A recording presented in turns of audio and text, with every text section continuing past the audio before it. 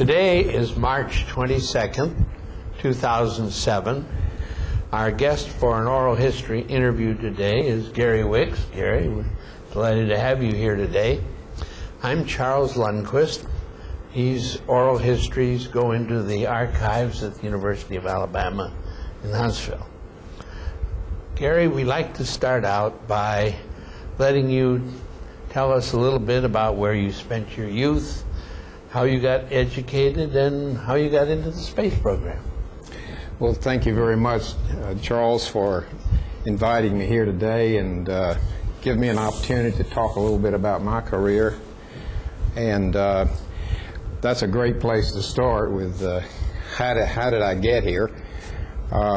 Actually, I'm probably one of a few Marshall employees that's born here in Huntsville, Alabama. So I started here many years ago, and was raised in Middle Tennessee, and then having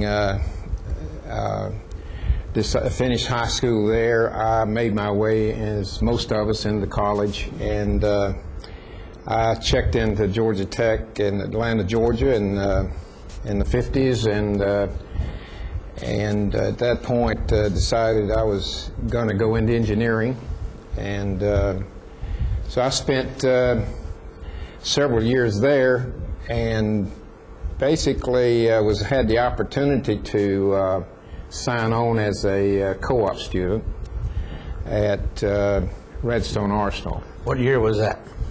That year was in 1956.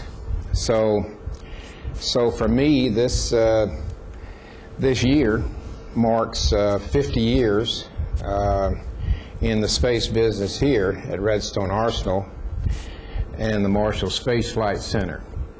What organization did you go into when you were a co-op? Well, I was fresh out of 1 quarter of coursework at Georgia Tech, but I did have passing grades. So the personnel office here at ABMA assigned me to a layout and assembly section, since I'd had some engineering drawing, and that was the Structures and Mechanics Laboratory of the U.S. Army Ballistic Missile Agency. We were that assignment. We were all located in building 4488 at that time, and the area of work that I was assigned to was headed by Walter Jacoby and Willie Presthofer. These were, of course, members of von Braun's rocket team. At that time,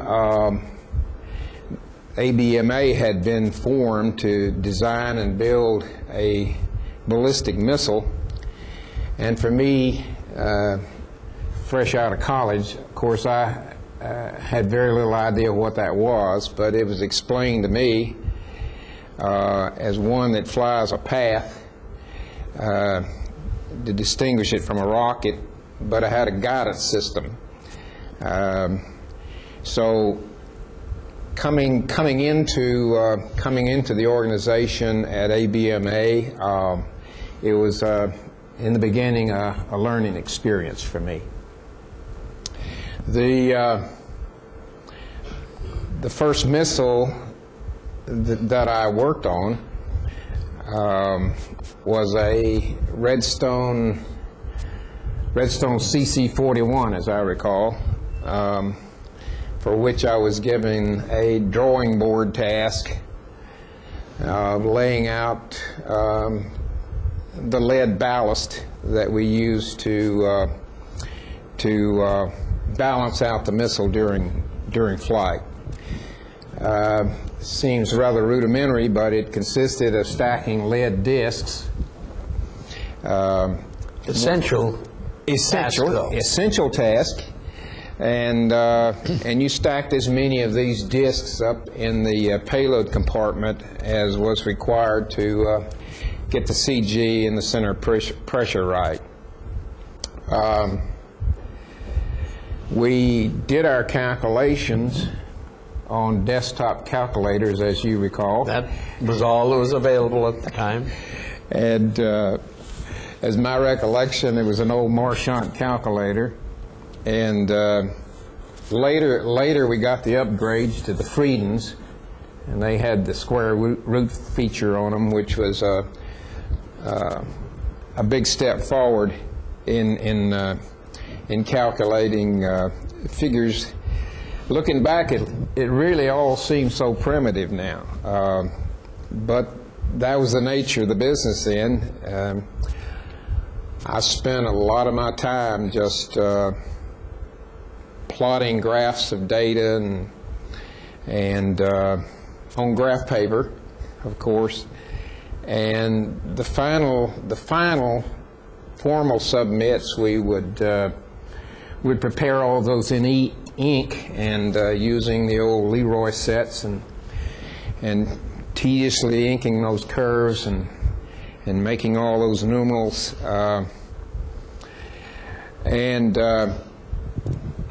My recollection, 4488 building, it was security was very tight. It was a U.S. Army installation. There were guards that checked you when you came in the front door. There were guards at the end of each hallway to check you, make sure you had a badge, and our working papers were all classified and locked up in the safes overnight. Very true. Well, you co-op then all during your school years, did you?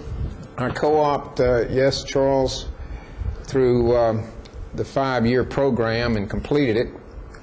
I might mention some of the experiences during that period. Please do. My recollection was one fall evening in '57. The Sputnik satellite made its way across the clear October sky, and the space race was on. The Chrysler missile that we had been working on quickly became outfitted as the Redstone Jupiter C and was commissioned to put the U.S.'s Explorer 1 satellite in orbit in January of '58. And I remember standing on the steps of our building one late afternoon, and I watched that little faint star, as many of us did, watched that little faint star move across the Alabama sky. Later the Redstone missile was, of course, called on to launch Alan Shepard in his suborbital space flight. That was May 1961, and these are sort of a recap of my Redstone days, kind of getting me up through my college days and finishing up my education. Exciting time for a student. This was an exciting time, Charles, because especially for me, because about the time I graduated, preparing to graduate from college, NASA was formed in response to the President Kennedy's Man on the Moon initiative, and I transferred along with most ABMA employees from the U.S. Army Redstone Arsenal to NASA. That was in July of 1960, and in so doing became one of the charter members of NASA's Marshall Space Flight Center. You might ask where I was assigned there. Yes, where were you assigned there when you graduated? Again, being a mechanical engineer, I was assigned to the Structures and Mechanics Division in an engineering branch. We were in a stability and weight control section. Our group was located in building 4610, and which housed this structures and mechanics division that was headed up by Dr. Morozic. My recollection of right out of college was one of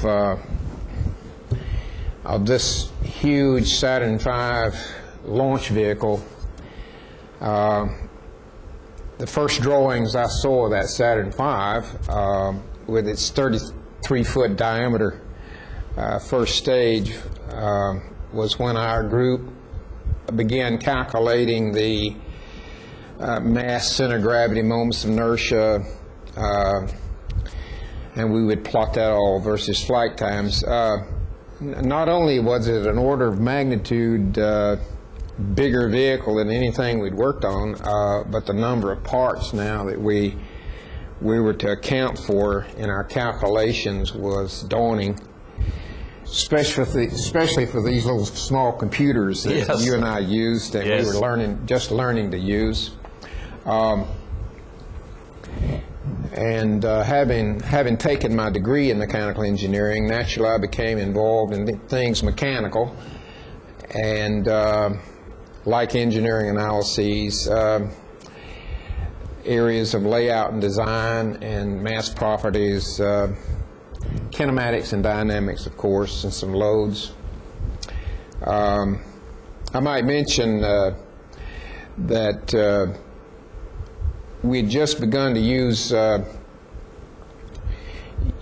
what we would call computers, and elementary as they were, for our engineering analysis. And at that time, as you may recall, Charles, we used the old punch cards and the old punch tapes for input and output data. Recall all too well. And we would spend hours in the computer room because of the slow processing speeds. And that was the nature of it, the engineering work. It was largely computer-based simulations for me, and one particular area we got into was building a model to predict the kinematics of stage separation. And another area I recall was the kinematics of launch tower clearances, and for various propulsion and mass properties. Other areas of simulations we got into were, and we got pretty good at this, was modeling lunar landing dynamics, trying to predict structural loading in landing gears and landing vehicle stability for various slopes and various stiffness and touchdown parameters. All this was in Willie Marazzi's. Yeah, it was all structure mechanics, and he had by then had built a formidable organization with various many capabilities. Do you have any interesting remembrances of him? Well, most of my remembrances, being a young engineer, is what came from my fellow workers who had been to the field floor and got their drillings. And he was a pretty tough taskmaster, and ran a tight ship, and naturally so, at a time when required considerable discipline.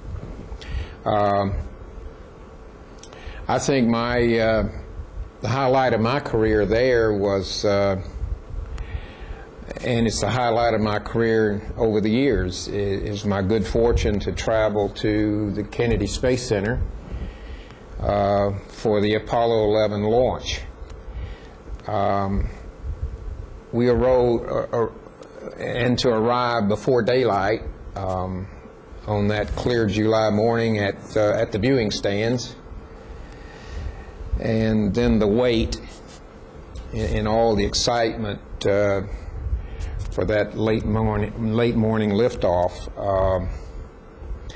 and to see that vehicle, and to feel the thunder of the engines as they ignited, and watch it rise into that Florida sky with Armstrong and Collins and Aldrin, and on their way to the moon, and on their way to being the first men on the moon. Very exhilarating experience. Yes, it was, and this was 1969, and that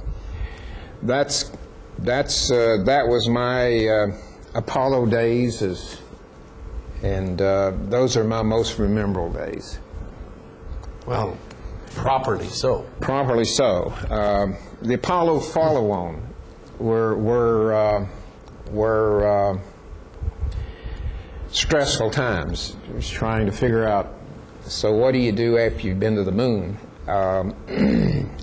But to focus all these future studies across the field centers, the Advanced Systems Office was formed under Frank Williams, and to which I transferred from the P&V laboratory.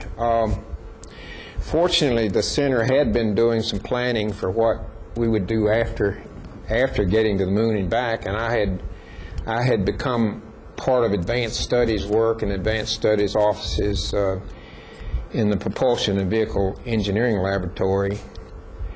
And in the 60s, we were already looking at using Saturn V elements to build bases on the moon, and clustering modules in orbit for housing men and propellants. At the time, this seemed, and looking back, it seemed pretty far-fetched. But back then, we felt, having reached the moon, you could do anything, Yeah, Charles. right. So, but the immediate focus and challenge was to define the Apollo follow-on program, which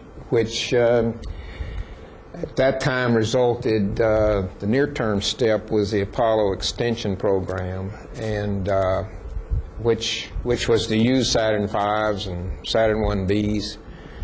You get involved in the ASTP, with the Russian cooperation? That was, I had more involvement in the Apollo extension and then subsequently Skylab than I did the U.S.-Russian Apollo-Soyuz. But again, that was along the similar lines of using hardware readily available from Apollo. And it was, as you know, another initiative to counter the Russian space activities. We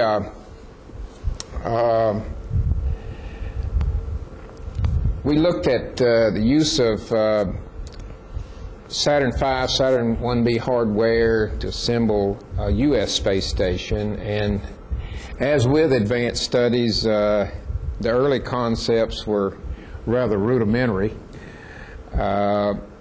piecing together whatever was available from other programs, and still a race with the Russians. The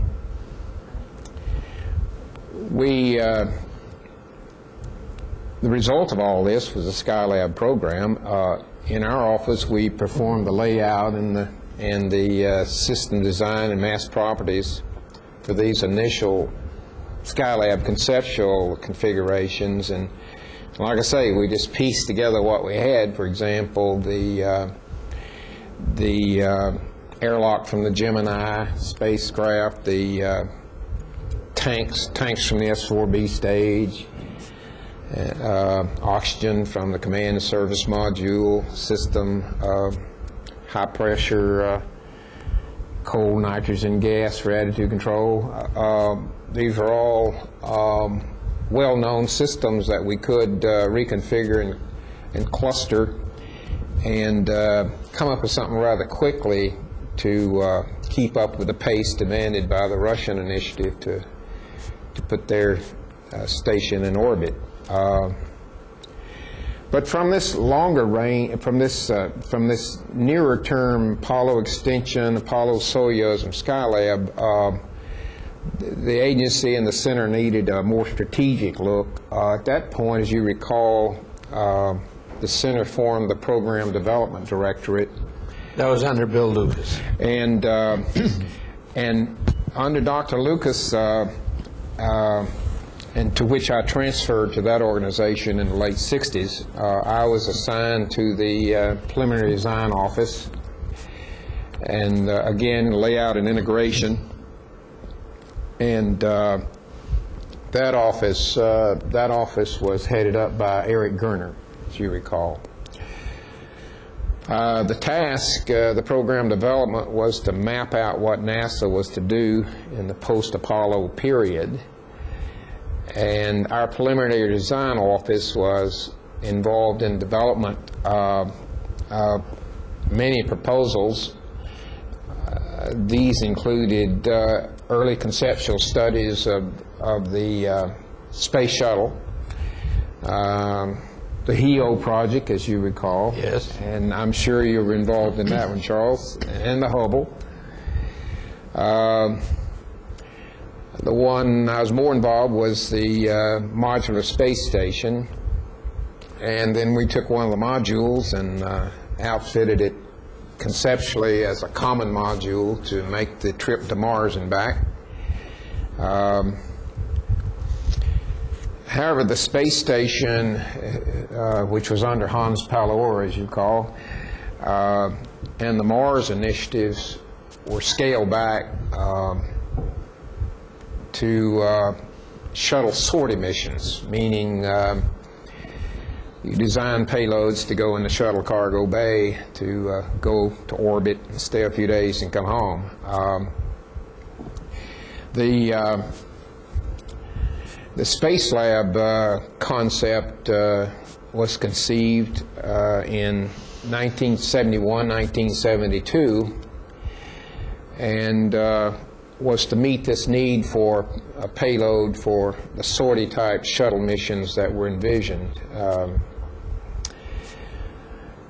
It was to be jointly developed by the European Space Agency to help out with the funding problems that NASA had in taking on the space shuttle and the Hubble.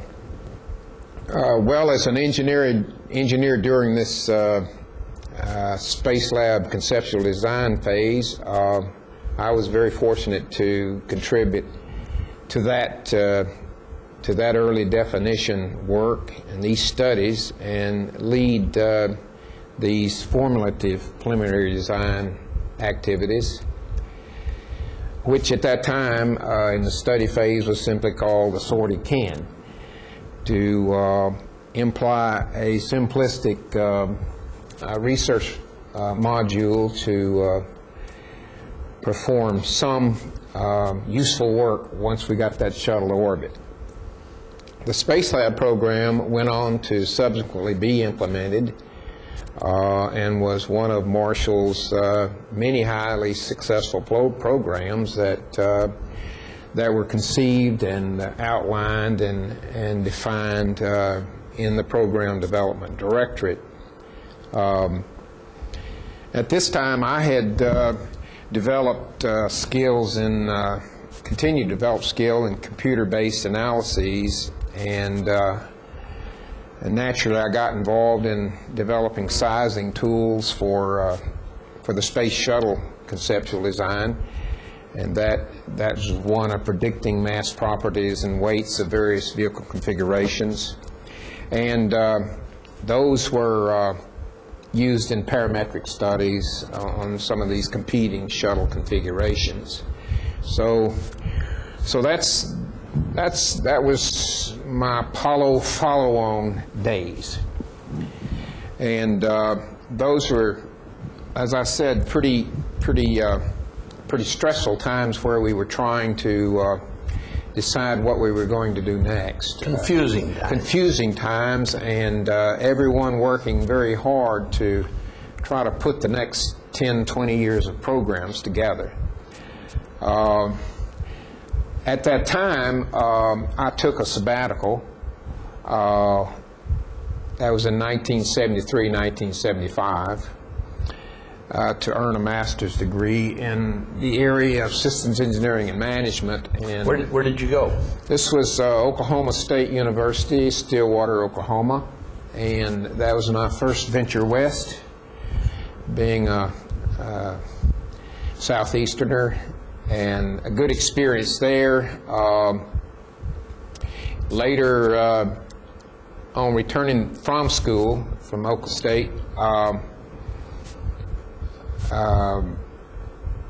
and I returned to program development, and upon defining a few missions for the Space Lab program, I transferred from the program development directorate to the newly formed Payloads Project Office. That was around 1976. Our office was to formulate the first, second, and third Space Lab missions, and was headed by O.C. Gene and Jim Downey. The Space Lab 1 was a very challenging collection of stuff, as I remember. Thank you for bringing that up. Maybe I can comment a bit on that mission. I was program engineering manager for that Space Lab mission, and I had the opportunity to participate, and you don't have this opportunity very often, to participate cradle to grave in a highly successful science mission, to see it from concept to science data reduction. And as you said, it was a highly successful scientific mission conducted in 1983. Part of that work was planning and directing the system design for the payload, and the integration and the verification activities, the basic engineering. As you remember, it was a checkout run for the Space Lab that was built by European Space Agency of both the module and the pallet. And to verify the Space Lab, we selected a multidiscipline science payload complement of instruments and equipment. A very ambitious company. Very ambitious, as you recall, and the ambition was to make sure we tested out all the scientific features of the Space Lab carrier. That was from the scientific airlock to the scientific window, the external pallet where all the viewing instruments were accommodated to view the space environment and measure the space environment. As you remember, the participating scientists were from all over the free world, making it a real test for all of us for international cooperation in our science. Rick Chappell was trying to keep them all herded together somehow. And Rick and you and others had your hands full keeping the science collection of scientists who, as you know, are free thinkers, and keeping them all content, not necessarily satisfied, content with what we could provide as far as mission results. This also gave me an opportunity to travel worldwide with NASA on NASA business to work this mission, and the opportunity to meet scientists and work with scientists in France, CNES, and Germany, DFBLR in Japan, and the Netherlands at Aztec. This was another highlight of my career, the first Space Lab mission, and in '83 I received the Distinguished NASA Exceptional Service Medal for my contributions, which I'm very proud of, because, as you said, it was a very highly successful first Space Lab mission, and the beginning of 20 years of highly successful missions. And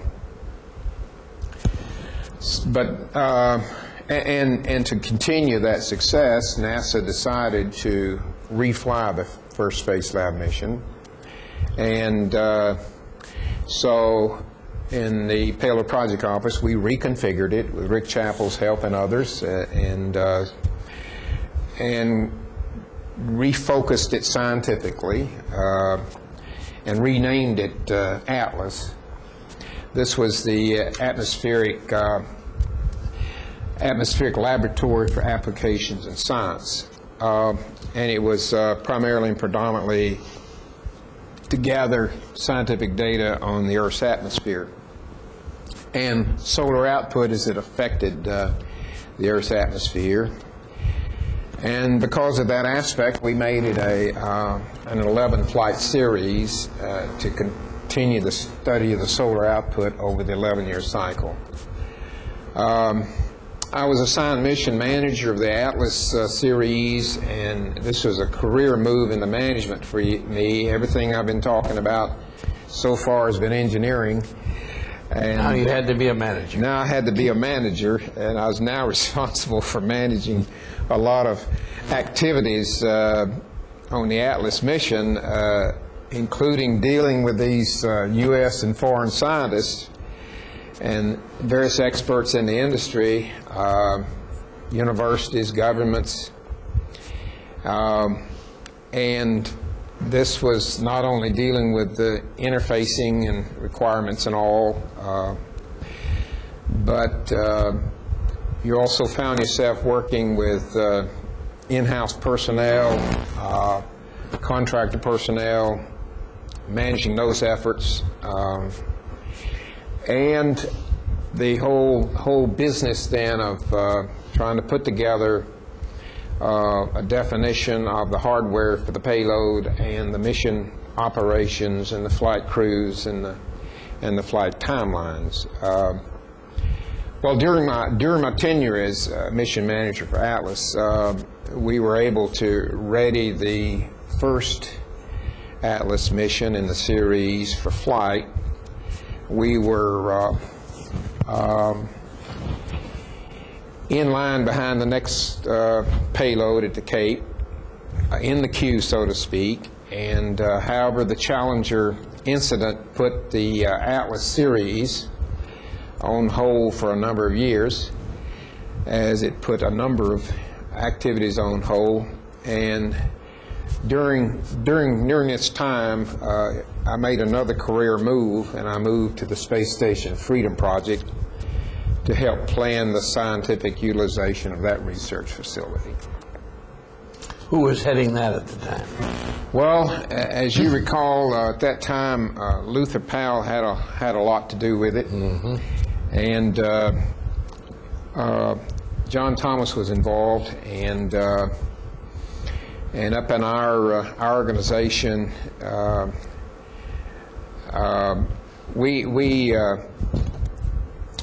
we had to kind of restructure our flight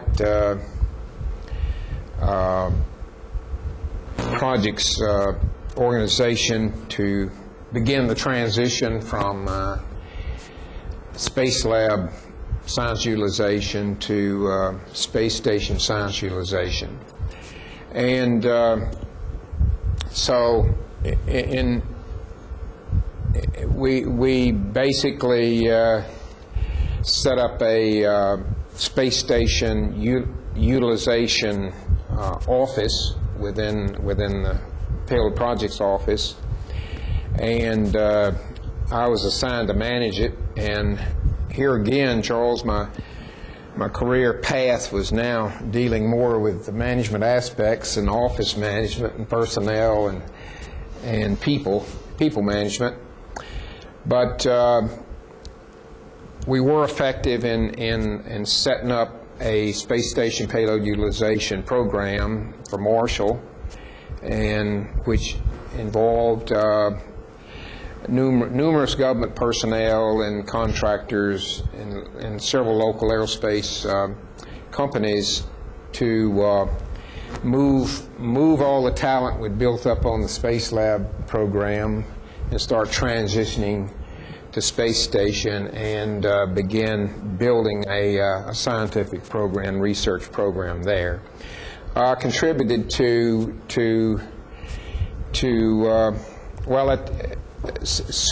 the Space Station Freedom program got a bit in trouble, cost and schedule wise, and there was some needed adjustments to the program, and I got involved in the restructuring and technical redefinition of the Space Station Freedom program, more specifically in the area of transitioning the science utilization activities from Freedom to now what the program is now being called the International Space Station.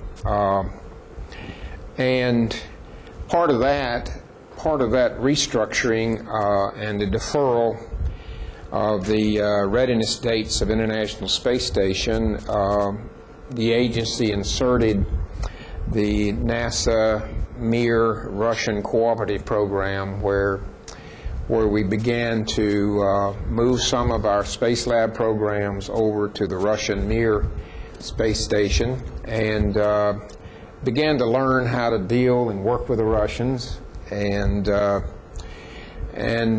so what we were able to do is move some of our microgravity payloads over, and we got involved in the integration of those payloads onto the Russian spacecrafts, and learn how to deal with their safety people, learn how to deal with their ICDs, learn how to deal with someone else in charge of the integration, and you being a customer. And that was all done for the purpose of eventually bringing the Russians on as international partners for the International Space Station. While managing the Science Utilization Office in Payload Projects, the Express Rack concept was conceived and developed as an integral International Space Station science accommodation. This was to help out many of your scientists and others with the smaller, lower cost payloads, and to try to simplify this whole integration process of access to space for science purposes. It was designed specifically for the less costly, simpler interface and less integration and less operation preps, and that being less required on the part of the scientists and the researchers participating, because we had always tried to reduce the complexity of that process, not only in money and effort, but also in time. This concept of accelerating the access to the space facilities has proven itself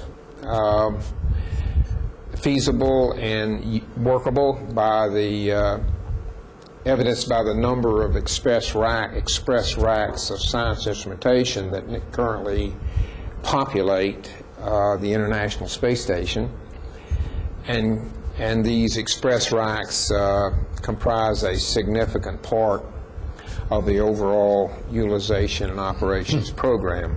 And for all these efficiencies and improvements in planning, I was fortunate to receive the NASA Outstanding Leadership Award, and I consider thank you, and I consider it very prestigious and very fortunate.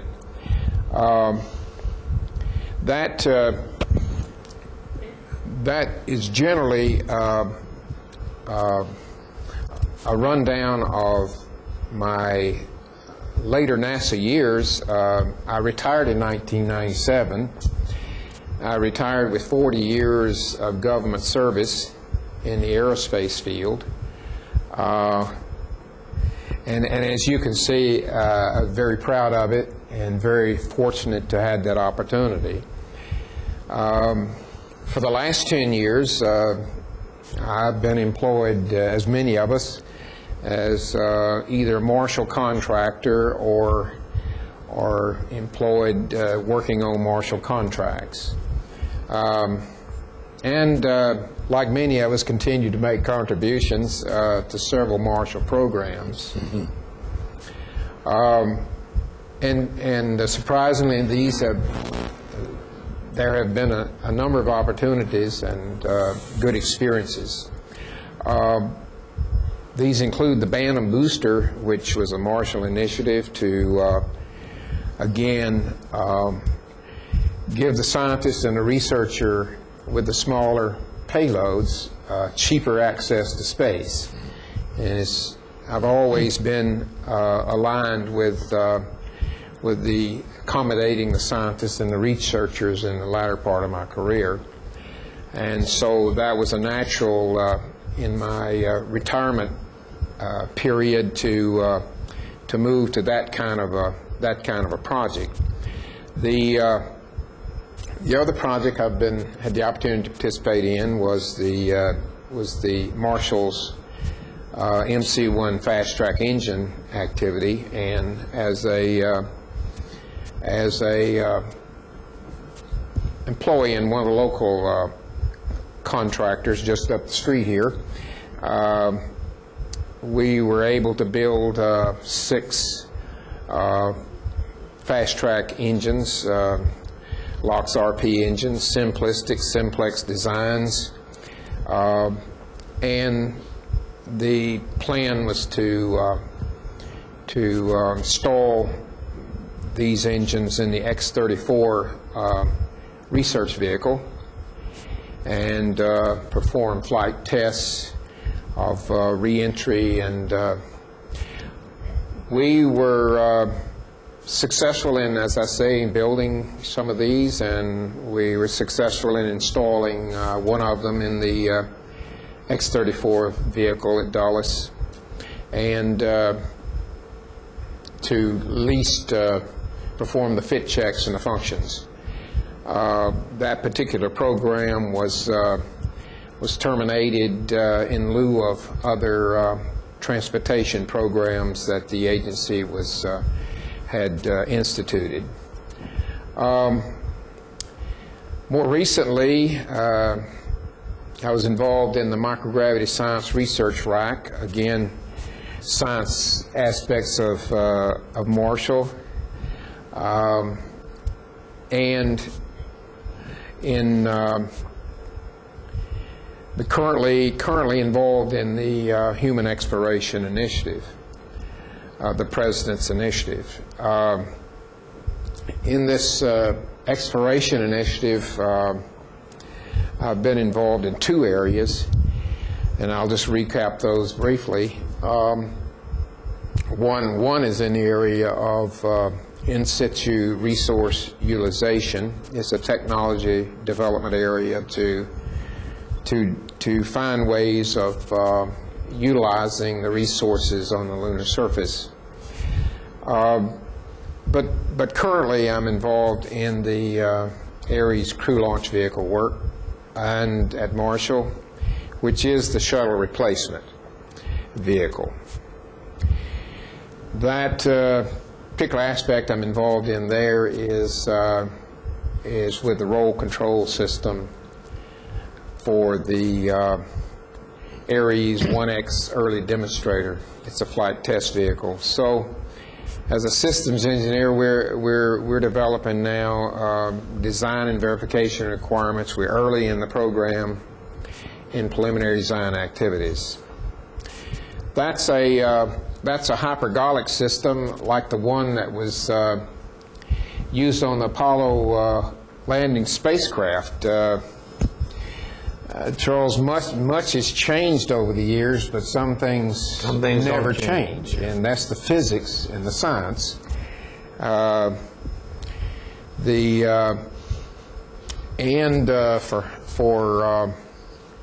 storable hypergolic systems, propellants are still the same, and the product's the same, and not a lot of advance of technology there, because the first time around they had it right. You were so involved with the International Space Station. I wonder whether you can give us some thoughts on where you see it going and the whole status of it, which seems a little uncertain at this point. Yes, and as I mentioned, our initial attempts at space stations goes back many years at Marshall, even back to Werner von Braun's torus-shaped 1950 Collier magazine concept. And Skylab was our first space station, so highly successful there. And at present, there are a number of Marshall hardware items already installed on the International Space Station, including the U.S. lab and including some nodes and other equipment items. But as an international program, there are a lot of stakeholders that have contributed a lot of hardware and a lot of money and a lot of time and effort and a lot of expectations are there in that program yet to be realized. The current plan NASA has is to complete the assembly of the station, meaning to bring on the international partner science modules, as for example the Japanese experiment module developed Japanese, and the Columbus module developed as a joint European ESA research module. The importance of reflight of the shuttle and return to flight of the shuttle cannot be more emphasized by the need to help our international partners realize their 15 to 20-year investment in their hardware that's yet to be launched, but is now at the Kennedy Space Center being ready to launch. My expectation is, and NASA's primary priority at this point, is to get the shuttle flying again, to fly enough shuttles to complete the assembly of the space station. And NASA has done many things successfully in the past, and I have no doubt that will complete these objectives. The utilization of the space station beyond the assembly is, of course, under a lot of discussion. It's a phase of the program which is the payoff phase, and there have been many researchers and scientists that have been on board for many years, developing, building, planning scientific return from this research facility. And the intent is to still realize that dream.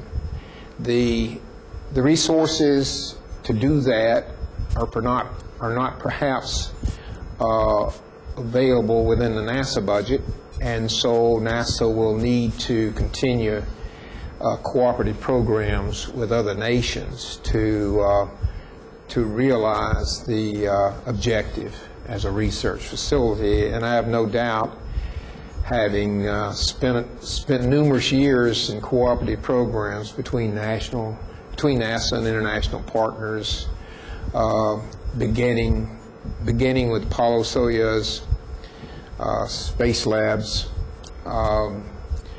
and Mir and other international cooperative science projects, that this cooperation will continue, and that that the goal of the space station will prove to be the right thing.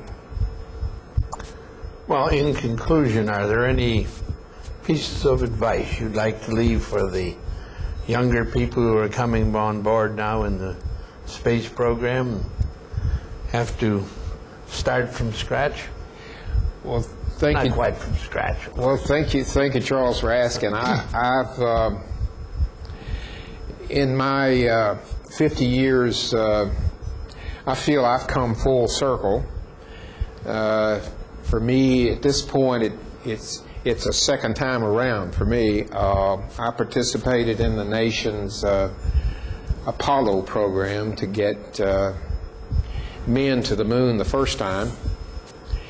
And now I'm currently assisting the next generation of aerospace engineers in getting there again. I consider myself fortunate indeed to have had this opportunity and the participation that I just described, and to be able to be a part of one of this nation's greatest achievements, as I'm sure you will agree.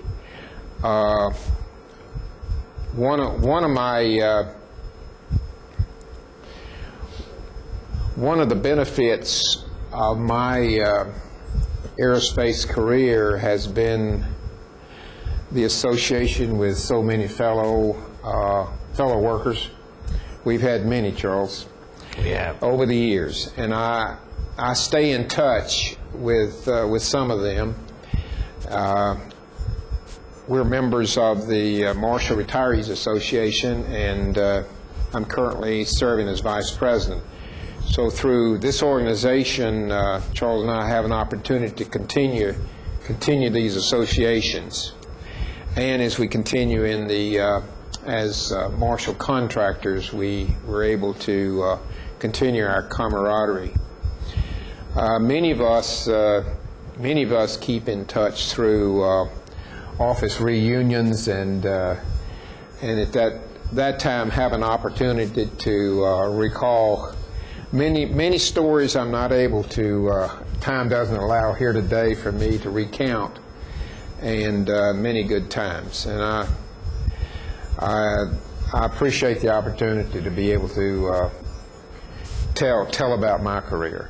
Well, thank you very much for coming, and thank you, Charles. We'll wrap it up there. Thank you.